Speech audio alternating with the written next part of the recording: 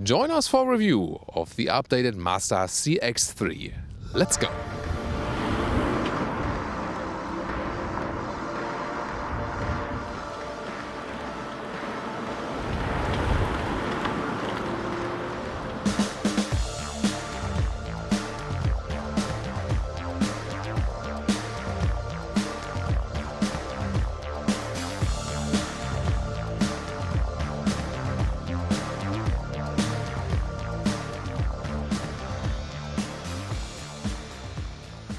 In the front, the Mazda CX3 still shows a very modern look, and here horizontal fins in the grille.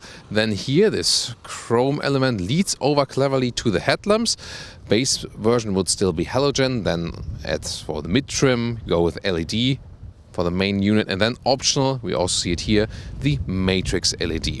The length is at 4 meters 27, 14 foot or 168 inches, and wheels come either in 16-inch now from standard aluminum or optional with the design package. These here the 18-inch, but there's directly steps 16 or 18. But I think, why not? They also do it for the Mazda 3 and for the CX30 now in the very, very same way. Big crossover cladding, not as large as in the new CX30. So the CX3 is still a little bit shorter and also with a shorter wheelbase than the new, bigger brother CX30.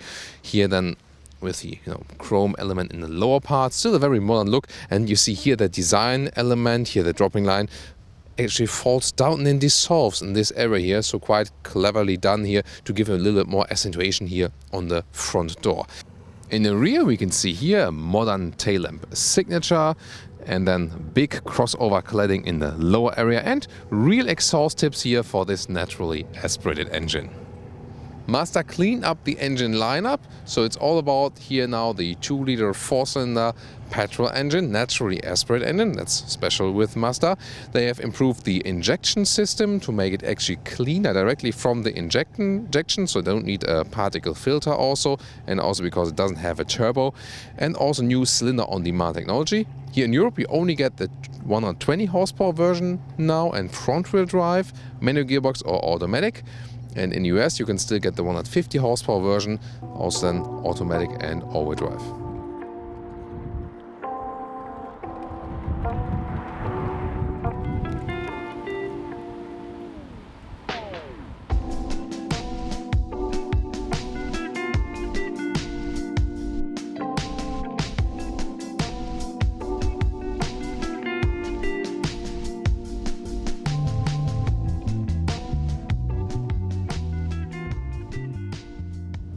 The new vehicle key now as the same, as with the new models. This is just a sticker here for the press event, but I wouldn't say that it's a big upgrade. Maybe the older one was even better. What's your take? Then keyless entry works like here.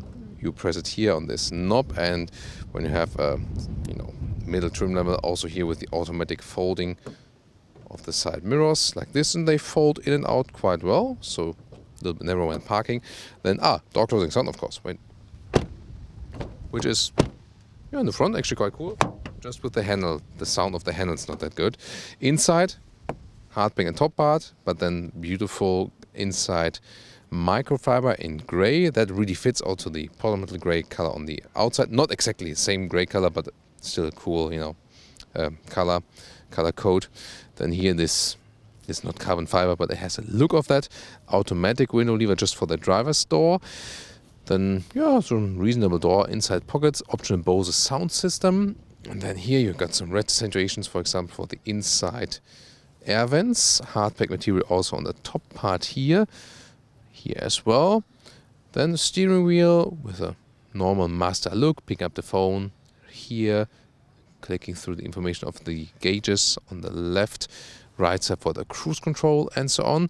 And then as for the seating, the form has been updated. So the seat form has been updated, so it more follows a natural S of the spine, so more seating comfort indeed, and that works. However, here there's a surface, optional animal skin, but base would be fabric, or you can also get a fabric leatherette mix, which we would recommend, so either the pure fabric or the fabric leatherette, because it also gives you softer seating comfort and also stays cool in summer and not that cold in winter as these here. However, as for the seat form, it really has been improved, so you have although you're not in a big car, you have good seating comfort here in the front. Also good view to the front. Just here the view to the rear is a little bit limited, as I said earlier, because of the small windows. Here we also have electric seats, but the base versions would also come with the manual seats, which are also just fine for a segment, for a car in that segment right here. Steering wheel with a manual control like this, in and out and up and down, so you can really find a good seating position. And with 1.86 or 6'1", subscribers will know that, still leaves enough headroom in the front. Interior overview, again, hardback materials right here, new 7-inch screen with updated infotainment, soon more to that. Then again, look at the compact steering wheel, the head-up display, if you get one. You can see here it pops out on this separate plastic layer. It's not too helpful because the vision then is not too high. It's more like inside and small in the hood. Soon also more detail to that. So again, not too helpful. Then also folds down again. Nice design element here with the round air vents. And my favorite feature is here in this trim here, the microfiber surface here. That looks really premium, like that. And then in the lower part, easy controls with the steering wheel heating and the heated seats. Then manual climate knob. So yeah, it doesn't give you the best feeling when controlling it, but they are large and they're easy to control while driving. And nowadays, that's a really, really good thing to have that. In the lower area to USB-A chargers, but not too much space for your big smartphone. There, the new technology comes into play because Apple CarPlay and Android Auto stand out for this infotainment system, and Apple CarPlay is now also available wireless, just the Apple CarPlay. Then you can put it somewhere else and this area stays a little bit cleaner. So in this case, then the wireless Apple CarPlay will help. 6-speed manual here today. And here in the lower middle console, there's this turning and pressing knob. Nice clicking sound as well, and you control the infotainment system while driving with it. Of course, also in standstill if you like, some hotkeys to easy access something. Volume knob also manual here, then electric handbrake or electric parking brake. Then in this middle part here, this should be a little bit better attached, and you see also the whole middle console shakes a little bit, so a little bit lacking of build quality there. And then these cup holders are very interesting mechanism to fold them out, but then they are then somewhat adaptive. Instruments rather classic with a big RPM meter, a sporty look really, then the digital speed. And on the right side you have the consumption meter, for example, so everything kept simple. Now details to the new 7-inch infotainment system. We know this kind of software right here, and when standing still it also works to use it via touch. Here at the River Rhine today, where we have, I activated the hazard lights. So River Rhine here for you today. And yeah, like this, you can also zoom in and out. But other than that, you can also use the lower control knob then to control things. Zoom in and out, not with pinch and zoom. We have to use the magnifiers right here. Also hotkeys for the main menu is accessible right here. Not too much in this infotainment system, but I mean, you also don't need too much from that actually. Here now on the top part, and the Apple CarPlay with the integration all over the screen, and the optional Bose sound system. Let's test that, and it's actually quite nice for a vehicle in this segment. Of course, you can't expect too much from it, but yeah, it's actually quite clear, so happy with that. Here also the control of the car like this. Other than that, while driving, you do it again with this, lower control knob, which is actually quite okay because the menu structure overall is not too complicated. A lot of things positive with this vehicle, but one thing I always criticize is that it sounds a little bit weird. When you have the handles and then they snap back. So yeah, so a little bit maybe too empty on the inside. I don't know.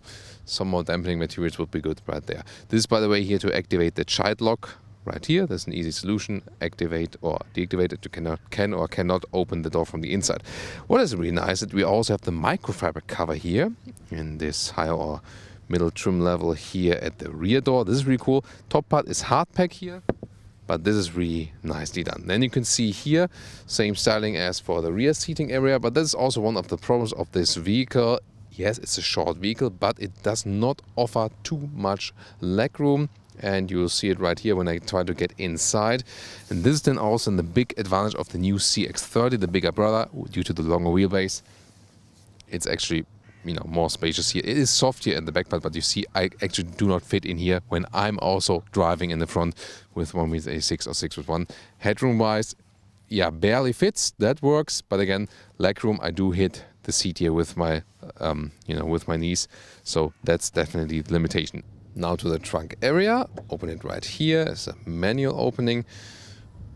Here we go, and we have some luggage set up here for you, so you see that works. It's not too high here actually. I can also show you why, because when we put that one here out, then there's another step underneath, so you could go a little bit deeper right there, like this. But this, of course, when you have put this one in, then the loading sill here is not too high, and that's of course then, yeah, a good thing.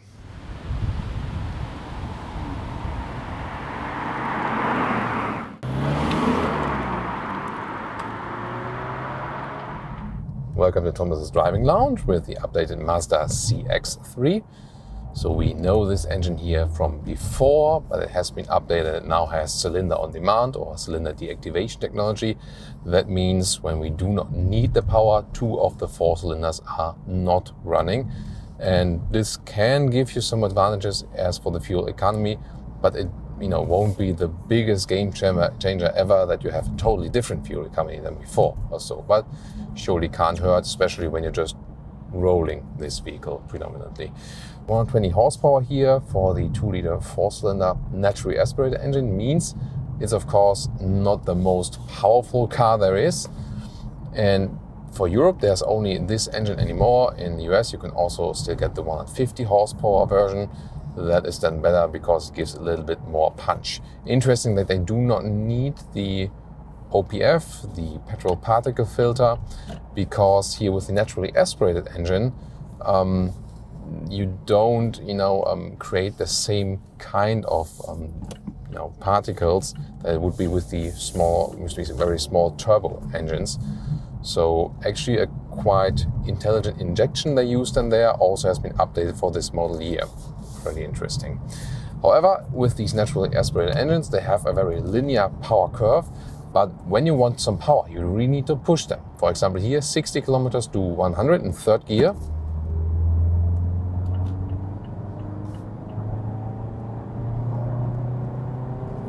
Nope, there we go. See, that takes some time. And so sometimes it might then just be clever to just go a gear lower, for example. So this can be helpful, or you just need to turn the RPMs up a little bit more. Or here then, when you want to accelerate out further, just go a gear lower, and then you're definitely a little bit sportier right here. We can also drive a little bit faster here, see how this car reacts at faster speeds. So here I'm getting from 100 to 130.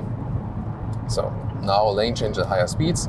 Remains relatively stable, so not shaking up too much. There's just one base suspension available. Here at 130 kilometers an hour, it is getting a little bit noisy, so you see and feel that the car is not laid out to do that. 6th gear now for better fuel economy, and you're still somewhat comfortable at 130 kilometers an hour, but we definitely feel that here the new brother, the CX3, is definitely calmer, better as for noise insulation at the higher speeds. What you feel with this new chassis that it shares with the Mazda 3, the CX30, not this one here on the older chassis, and also together with the Mazda 2. So this one based here on the small car, whereas the CX30 based on the compact car, the Mazda 3. So once again here, it is actually quite fun because the steering that Mazda is using is really cool. It always has a very natural feeling. So that has some kind of a sporty character. It doesn't have any dead zone area, yet at the same time you don't have to steer that much, and you really feel connected. You feel connected with the steering wheel, with the car, with the road. So I'm always happy with the steering they use here. And also the manual gearboxes by Mazda are always doing a good job. So they give you some kind of resistance when putting in the gears, yet it's not too hard to put in the gears, and it feels really sporty, Best example is of course the Mazda MX-5, which gives you the sportiest feeling at Mazda, no doubt. But even here with their small SUVs and so on, when you put in the gears, it's really a lot of fun. So it is actually one of the very rare vehicles or rare brands where I say rather take the manual gearbox. Usually I always say take the automatic gearbox, it's just more comfortable. Most of the time it's also sportier and also better in the fuel economy. Here at Mazda it's the other way around. Their automatic gearboxes are actually not that good. So with the automatic gearboxes, you often have really higher fuel consumption with the Mazda vehicles, so you're better off than with the manuals. And also because the manuals they build are so good, they are one of the best on the market as for, the feeling they give you, they convey. So rare case where I say go for the manual gearbox. Here, that's the only choice you have then here for this engine, either the 6-speed manual or the 6-speed auto. Stay with the 6-speed manual, save the money, and also save some fuel, I think.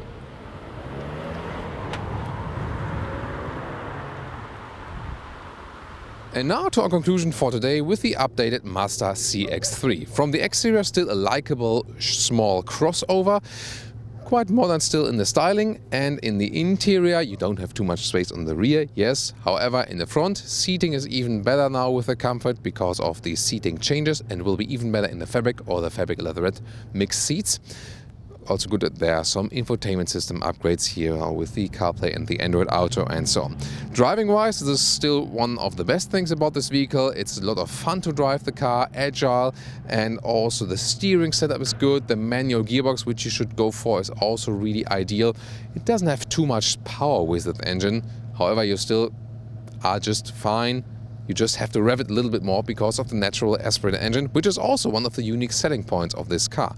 If you now compare it to the new bigger brother, the CX3, because of the longer wheelbase, you have more space on the rear, and it's also a very good price-performance ratio. So as for me, it would be when you get a concise offering at the dealer and the extra price to a CX30 is not too much, you should go for the newer model on the new platform. However, then, if the price difference is quite substantial, you want to save some money and you just want a little shorter vehicle that helps you better when parking in and out, then the CX3 can still make sense. However, from the overall feeling, you feel, of course, that this one is still the older vehicle and the other one, the bigger brother, is already on the new platform. So, I hope to also see you at the review of the CX30. We have two, actually, I think, meanwhile, of these. We will also link it in the video description and in the pinned comment. And of course, see you in the comment sections here about the updated CX3. And if you're a Mazda CX3 owner, please also share your experience. Thank you so much for tuning in today. See you next time.